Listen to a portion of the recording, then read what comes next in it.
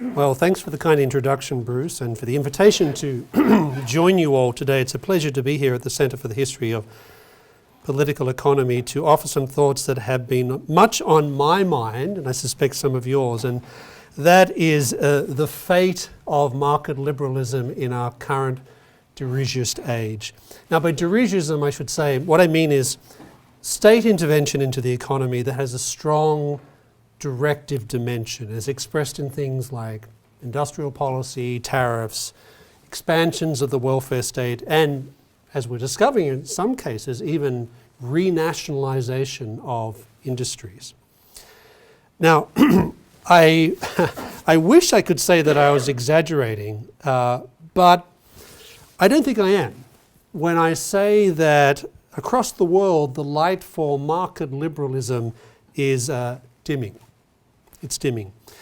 Not only have, for example, tariffs become the White House's bipartisan trade policy of choice since 2017, Republicans and Democrats alike have made it very clear that any downsizing of the entitlement programs that now constitute the bulk of federal government spending is off the political table.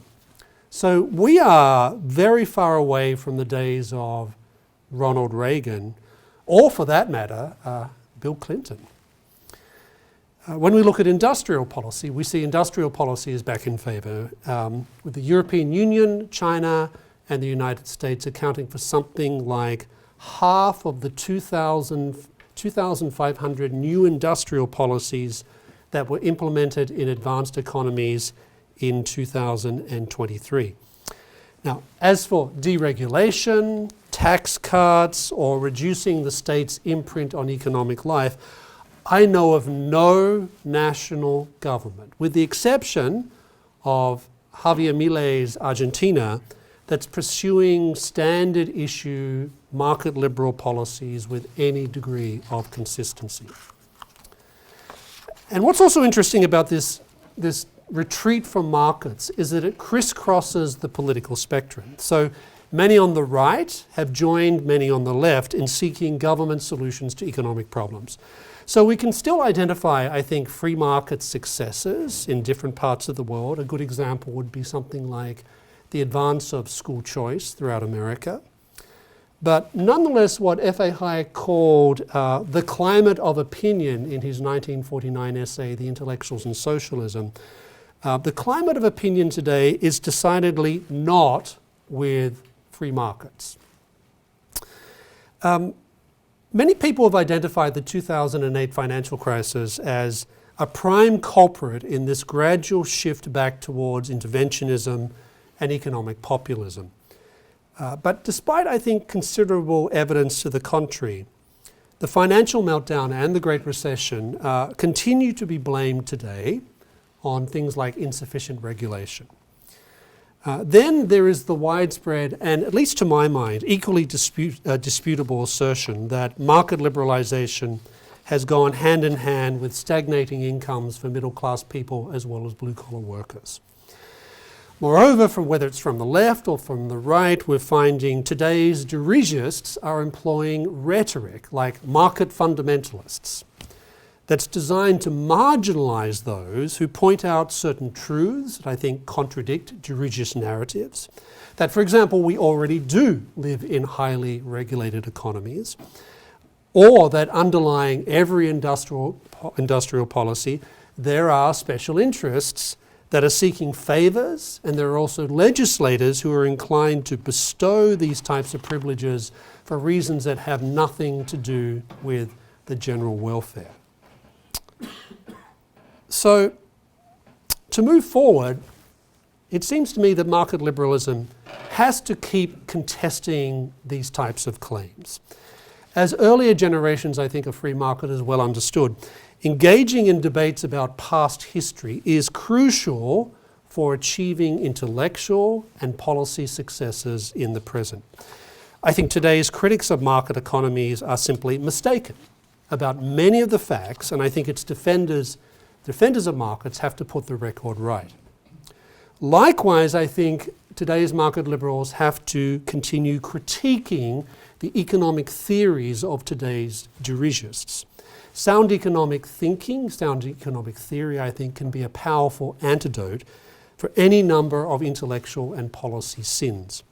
Now, it might not change the minds of those who are promoting dirigist narratives, but it will raise important questions about their ideas, and sometimes it may even raise questions about their motivations for pushing many of these ideas.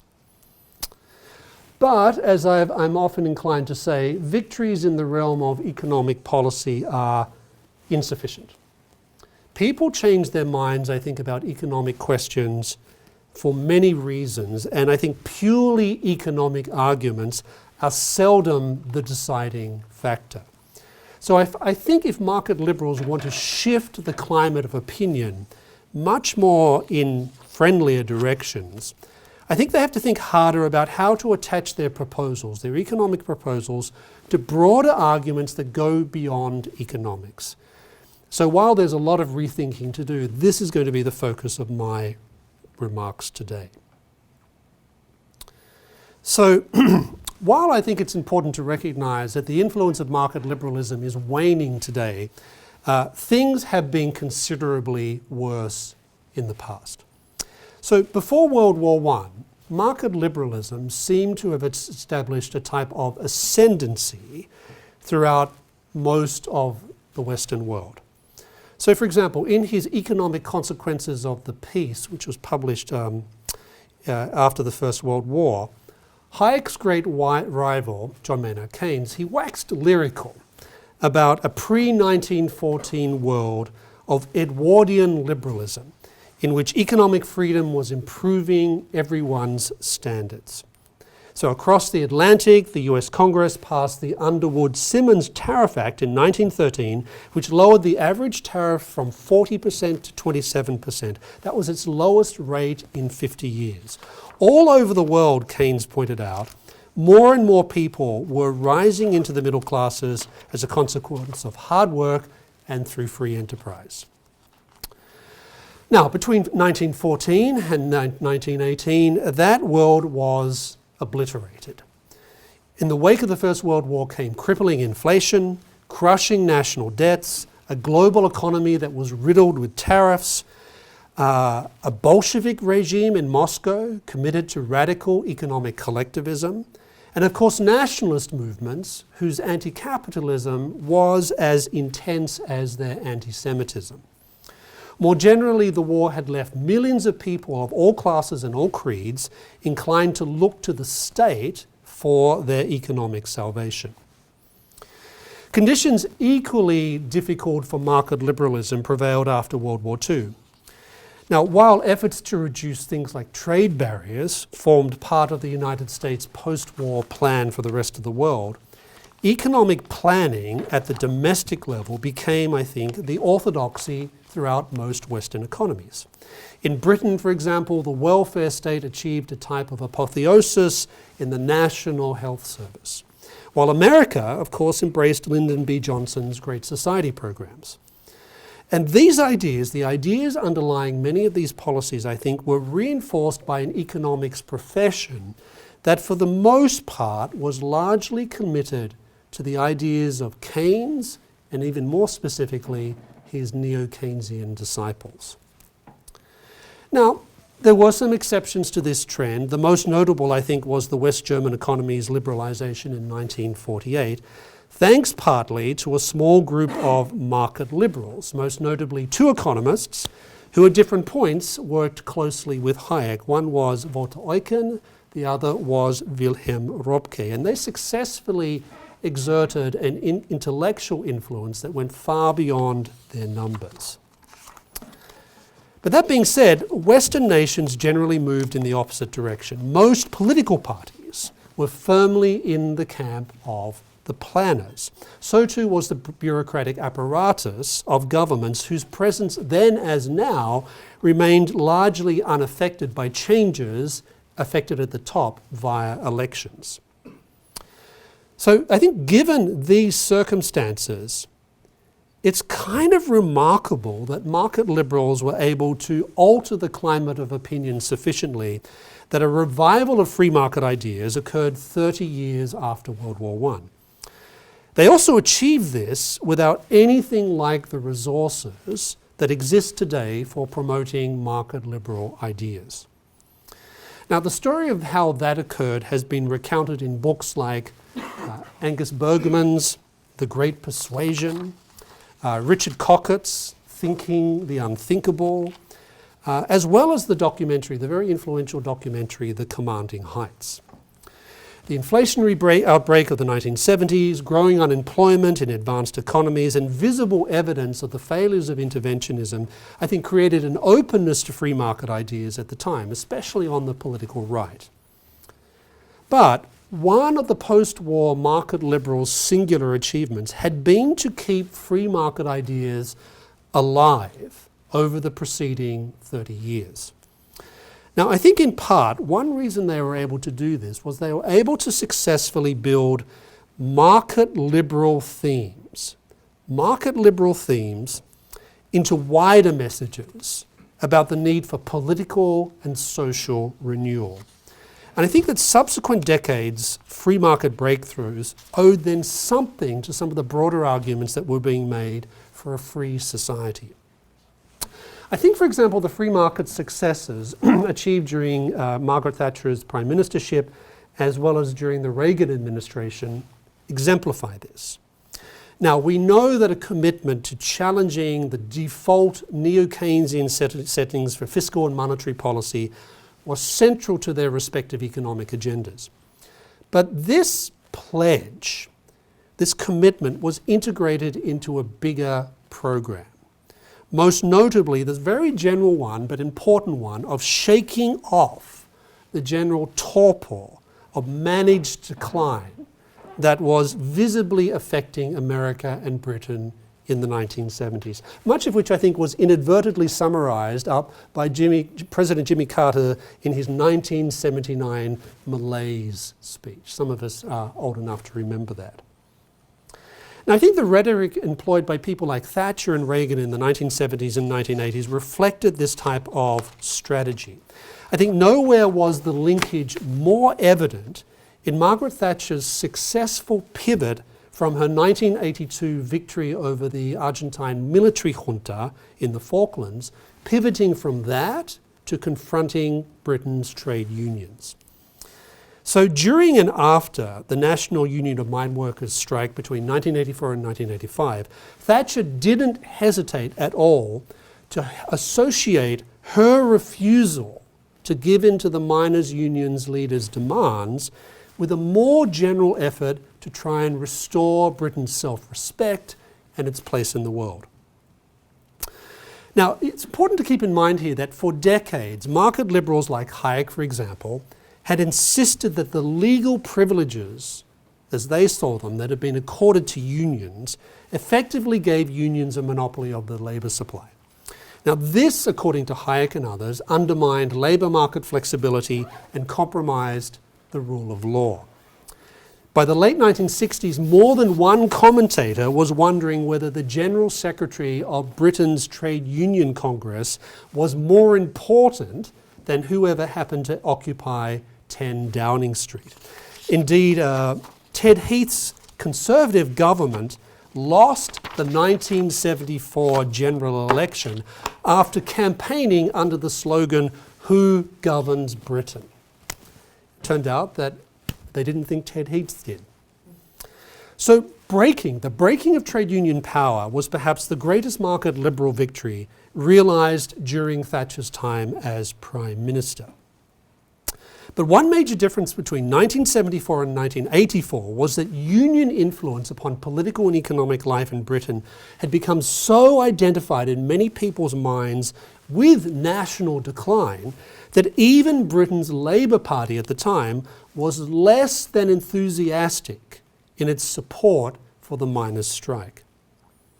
So likewise, if you go across the Atlantic, millions of Americans, millions of blue-collar Americans, may have had their doubts about Ronald Reagan's advocacy of free markets in 1980 and 1984. But Reagan's uncomplicated patriotism, his firm anti-communism, and his patently sincere optimism about America's future detached many of these blue-collar Americans from their traditional alliance or allegiance to a Democratic Party that at the time was very much wedded to interventionist policies. So I think that absent Reagan's larger message of national revitalization, it's reasonable to wonder whether his economic policies would have gotten off the ground in the first place. Now, in retrospect, we have to ask ourselves whether this grounding of market liberalism and these overall notions of national review was enough. Not least because the same language of national renewal has been embraced by many of the populists today on the right, who plainly regard dirigist policies as essential if national decline is going to be reversed. But I think there's something else we also need to think about.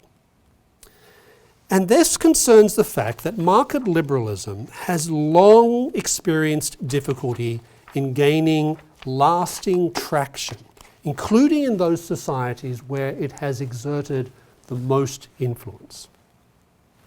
Now, nowhere have I found this better explained than in a very short book written by another market liberal, the British economist, the late David Henderson, who worked as an advisor at Her Majesty's Treasury, served as a chief economist at the OECD, and also spent time as an academic in Oxford and the University of London.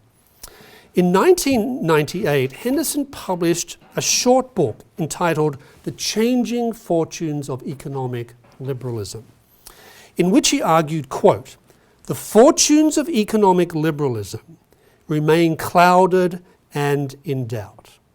Now keep in mind, he's writing this at a time when people on the right, but certainly lots of people on the left, were saying that markets were the future, that the market for market arguments were in the ascendancy. So he said he was raising doubts about this at that point in time. Now, when he said doubt, he had doubt about this thesis that market liberalism had triumphed. He didn't just have in mind Francis Fukuyama's end of history argument. He also went into considerable depth to show that market liberalism's influence, really since the 1850s, had in fact been rather sketchy, uneven, and at times positively marginal. And he said that market liberalism basically suffered because of three major impediments. The first one, he said, was a lack of mass support, Now, there are some exceptions to this. Free trade, for example, was very much supported by wide segments of the population in Britain when the Corn Laws were gotten rid of in the 1840s. But that's more or less an exception. Market liberal ideas have generally, on their own, had great difficulty attracting traction among wide sections of the population.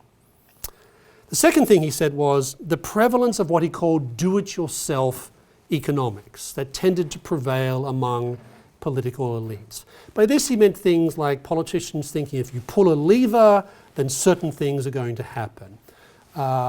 Or the idea that a lot of politicians applied a business model, the model of a business, to the economy. And those of you who have studied economics know that the way business works and the way economies work is often, in fact, most of the time, very, very different. And so political elites were, in many respects, thinking in a very different economic way to market liberals. And the third thing he said, and this is no surprise, I suspect, to most people here, he pointed out that interest groups were extremely skilled at acquiring particular privileges from the state. So even if you had lots and lots of people in favor of things like trade liberalization or getting rid of reducing regulation, in some respects, their opinions and their views are far less important than the fact that special interests are very, very good at acquiring political allies and acquiring privileges as a consequence of those alliances from governments, which means less economic freedom. So in later life, Henderson came to admire F.A. Hayek a great deal, not least because he appreciated Hayek's grasp of history and the history of ideas. And I think Hayek himself fully appreciated that there had been no consistent trend to economic liberalism across the centuries. At the same time, I think, Hayek saw market liberalism as part of a wider argument about what type of society we want to live in. And for Hayek, that discussion assumed what I'll call civilizational dimensions. Now, those people who today speak about civilization or Western civilization, they're usually labeled as conservative or even traditionalist in their outlook. And yet, specific ideas about the nature of civilization have been taken quite seriously by key classical liberal thinkers and some of their philosophical forebears. So for them, certain theories of societal development helped to explain how particular conceptions of rights and distinctive institutions emerged in the first place and started to fit together. Now, today I'd like to suggest that such concepts of civilization have some potential to invest contemporary market liberalism with a normative outlook and normative foundations that I think it needs at a time when market liberal ideas are being assailed by competitors from across the political spectrum.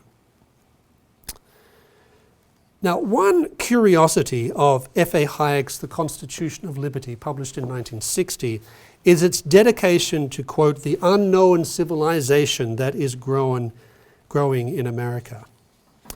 Now, thanks to Professor Caldwell, particularly in his biography of Hayek, we know that Hayek, like many, I have to say, European classical liberals of his generation, had what I'll call mixed views of America.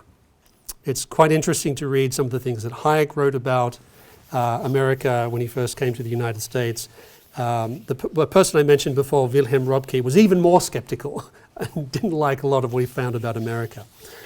But what Hayek did not doubt was market liberalism's need to wrap itself in a type of civilizational agenda.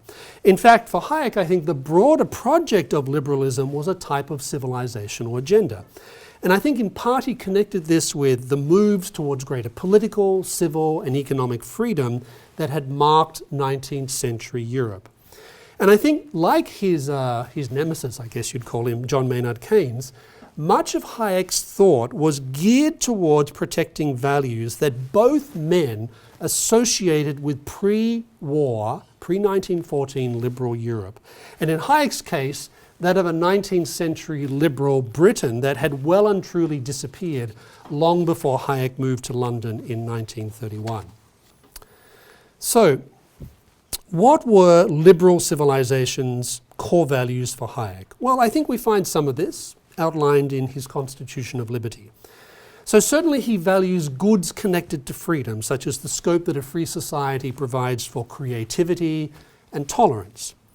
However, there's just as much emphasis in that book upon constitutionalism and the rule of law as good things in themselves, things to be accorded not just political value but moral value as well. Hayek also stresses, I think very importantly, that liberty is inseparable from personal responsibility.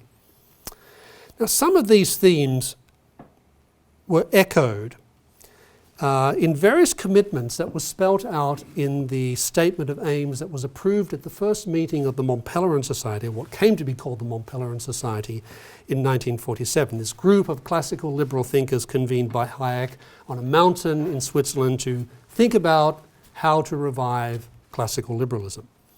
And what's interesting, I think, is that the statement begins by asserting that, quote, the central values of civilization are in danger. And some of those civilizational values include things like, quote, human dignity and freedom and the rule of law. The statement specifically describes freedom of thought and expression as a, quote, precious possession of Western man, thereby linking this commitment to liberty to a very precise historical and cultural trajectory.